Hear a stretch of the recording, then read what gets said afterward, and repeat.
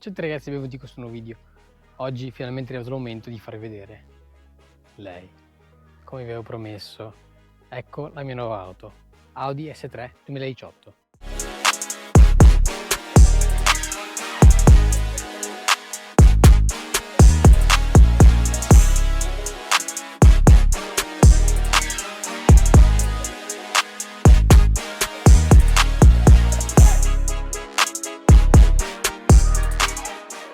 Vediamola insieme.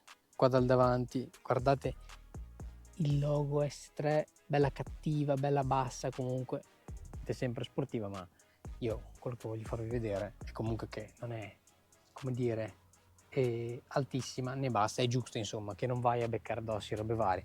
Potete vedere 5 porte, 5 posti, Instagram non poteva mancare, sedili in pelle, cerchia 19 optional perché standard sarebbero da 18, auto full grigia con dettagli neri, nemmeno il 73 poteva mancare, bagagliaio molto spazioso ed ecco perché l'ho presa, targhe le ho tolte solo per il video, tranquilli, poi le rimetto quando parto. Splitter anche, vabbè, non è grandissimo però carino, doppio scarico con valvole che si aprono in base alla modalità che usi. Mi pare che sopra i 2005-3000 giri si aprono in sport, mentre nella modalità comfort rimangono sempre chiusi e solamente 2 scarichi su 4 funzionano. Gli interni, come potete vedere, sono questi. Quello del guidatore è regolabile elettronicamente, passeggero manualmente. Ci andiamo a sedere. Volante sportivo, display digitale. Nel momento che andiamo a accendere ci compare il tutto, insomma, ci compare qua il tutto, viene sullo schermino. Potete vedere anche il misuratore di forza G che poi l'ho aggiunto con OBD11, che vabbè poi spiegherò in dettaglio cos'è. Si può anche cambiare, mettere quest'altra qua che però è un po' incasinata, non mi fa impazzire, preferisco questa qua e puoi andare giù con i consumi, le robe, sì, non è che consumi proprio poco e quant'altro, insomma. Questo è un po', diciamo, il cockpit della macchina. Si possono anche, se non sbaglio, cambiare così per vedere la canzone che hai, vabbè, qua puoi chiamare la gente e il navigatore, insomma, però noi teniamo così, che è bello pulito, insomma. Ci abbiamo 2 pedali e non mi fa impazzire il fatto che parta da sopra il pedale dell'acceleratore, cioè quella è l'unica cosa che non mi fa impazzire di quella roba lì. Cambio con la scritta S-Tronic bello cattivo, qua per regolare lo schermino, si può anche levare, qua tutte le cose, si può anche levare così. La trazione e start and stop che ho disattivato anche quello. Qua se devi parcheggiare arriva su, questo non so cosa sia, però mi sembra che tipo ti tiene da solo in salita, non lo so, devo informarmi, se qualcuno lo sa me lo dice, poi lo proviamo. E vabbè, questa insomma è un po' la macchina. Il tettuccio anche qua, il tetto che si può aprire con la tendina, che però la tendina è manuale. E vabbè, e questo è quanto. Vi apro un attimo il motore, vediamo un po' davanti cosa c'è. Eccolo qua, il 2.0 TFSI, 4 cilindri, 310 cavalli. Direi non male per questa piccola macchinina. Di questa è l'auto, adesso vi porto a fare un bel giro e la proviamo assieme.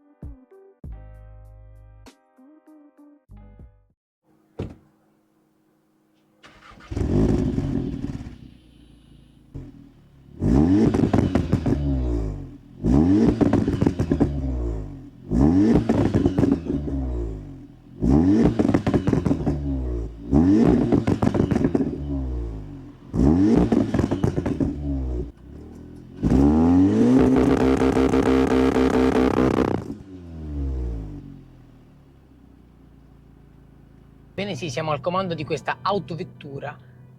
Ora sono andato un po' avanti perché quella zona lì era un po' trafficata, però comunque adesso siamo nella modalità più tranquilla.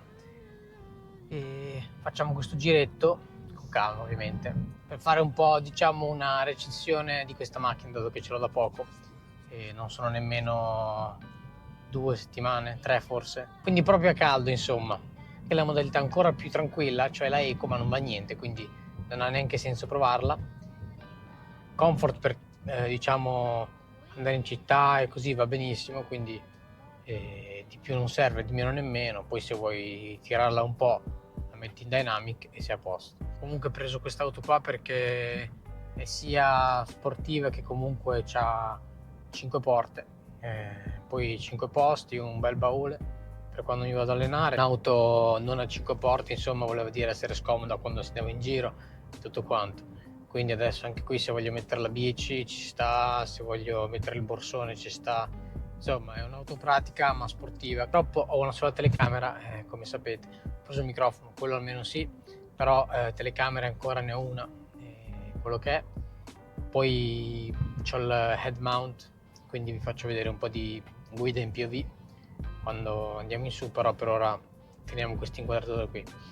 E un aggiornamento rapido che non c'entra col video: l'operazione finalmente mi hanno dato una data, quindi a brevissimo farò anche quella e potrò ricominciare ad allenarmi.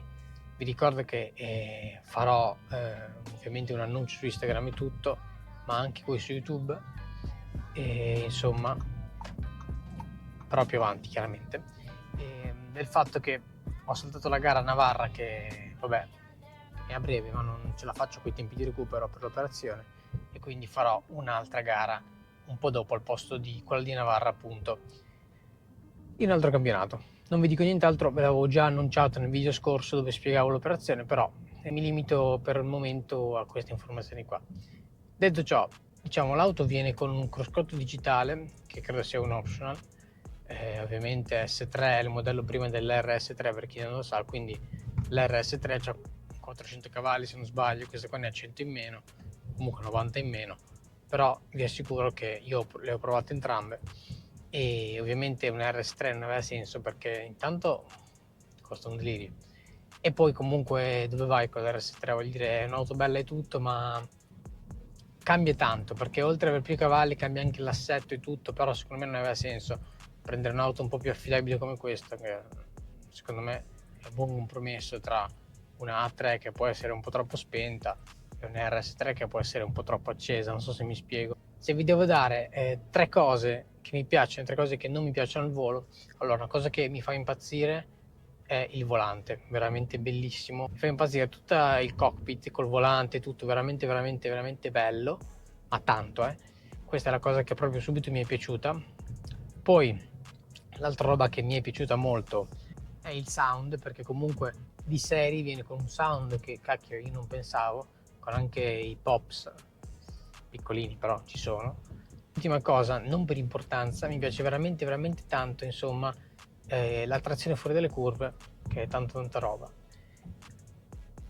Il controsenso, che sto per dirvi, le 3 cose che non mi piacciono, è che è un po' sottosterzante, essendo che c'ha il sistema Heldex System se non sbaglio, e quindi è ripartita più davanti che dietro in termini di percentuale la trazione, quindi chiaramente quando perde grip davanti te la butta più dietro, però mentre che stai uscendo dalla curva ha un buon grip ma ti porta un po' lungo, per quello che vi ho detto che è un po' contrastante come sensazione. Quindi quella roba lì, il fatto che appena sale una persona in più in macchina senti veramente tanto la differenza, però è un'auto piccola, cosa ci vuoi fare? E poi l'ultima cosa che non mi piace è lo schermettino che va su e giù, perché boh, non lo so, vedrete anche quello dopo, ma non è che sia tutta sta eleganza secondo me.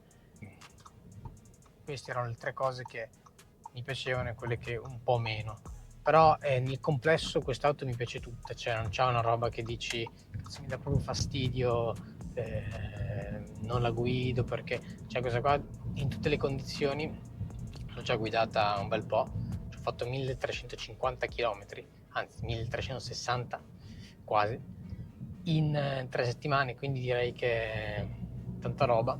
Modifiche, diciamo, non troppo spinte, farò una serie riguardo, voi fatemi sapere se vi può interessare e datevi consigli, sia modifiche estetiche che altro, robe non troppo spinte, perché io vivo in Svizzera come sapete e c'è un limite a tutto. Detto ciò, adesso cambiamo inquadratura, facciamo questo piccolo passo di montagna in dynamic e vi faccio vedere un po' di POV mentre la guido, che mi sembra che sia arrivata l'ora. Tante chiacchiere, adesso ci vuole un po' di sostanza. Dai, cambi di inquadratura, signore e signori, dopo avervi annoiato con tante parole, e spero si veda tutto bene.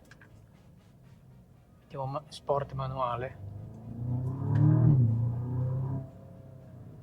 diamogli due tiratine a questa macchina che non le fanno male.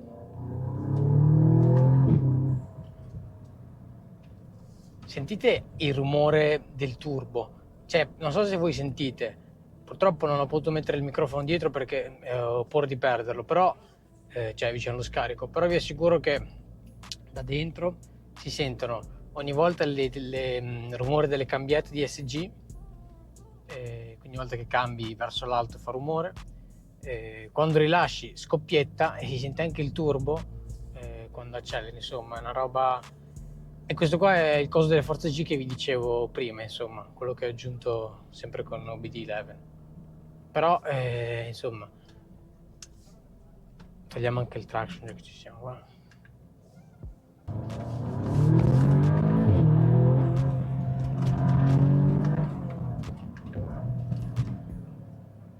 Comunque ci tengo a precisare, mai superato il limite, strada vuota, e quindi non c'è da preoccuparsi, insomma. Con queste piccole sparate, insomma, vediamo un po', diciamo, quelli che sono i valori in campo della macchina. Se anche quello non mi venisse addosso non sarebbe brutto come idea.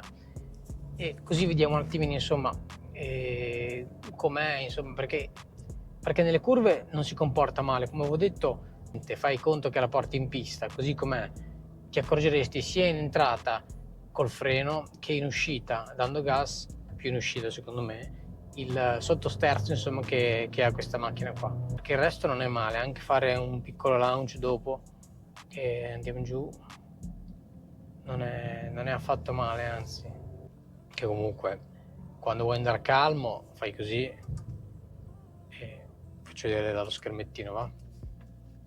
Mettiamo in automatica e fai così, efficiency, la macchina non fa più così praticamente e si è spenta. Quando vuoi andare più allegro fai dynamic, cambio in sport, che così è diretto, quindi non in sport. Così in sport che tira più le marce, quindi buttandolo indietro cambi se in sport o meno. Io però lo tengo sempre manuale, quindi tutto a destra, non so se vedete, e poi ti diverti, insomma,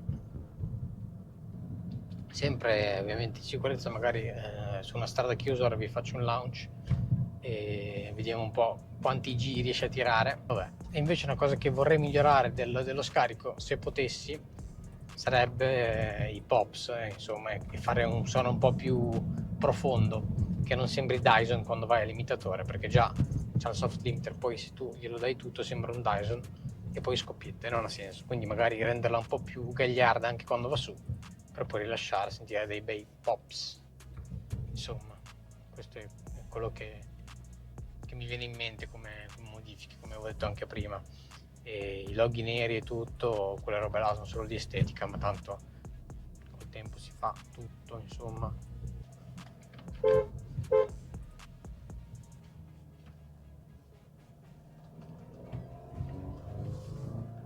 Qua che è strada libera si potrebbe fare un piccolo launch, quindi noi andiamo via i controlli, sul freno, full gas, facciamo caricare il boost,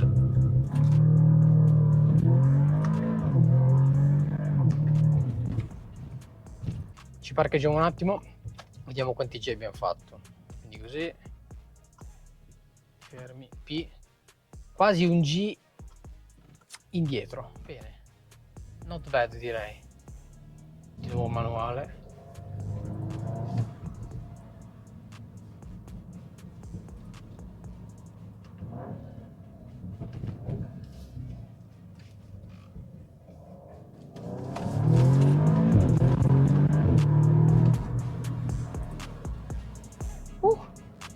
tanta roba.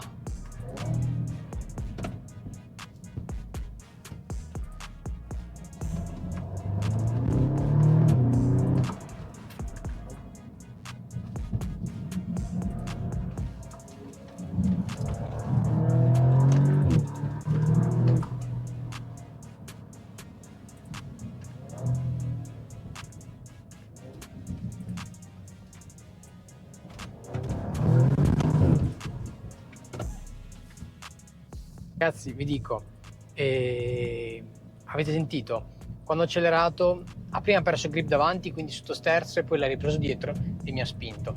Quindi questa è l'unica cosa che non mi fa impazzire dalla macchina. Adesso la rimettiamo in comfort, perché 100 km tra poco finisce. Guardate i consumi, quasi 18 litri. Vi ricambio l'inquadratura in modo tale che possiamo tornare a casa in tutta tranquillità e fare un riassunto di quello che abbiamo visto.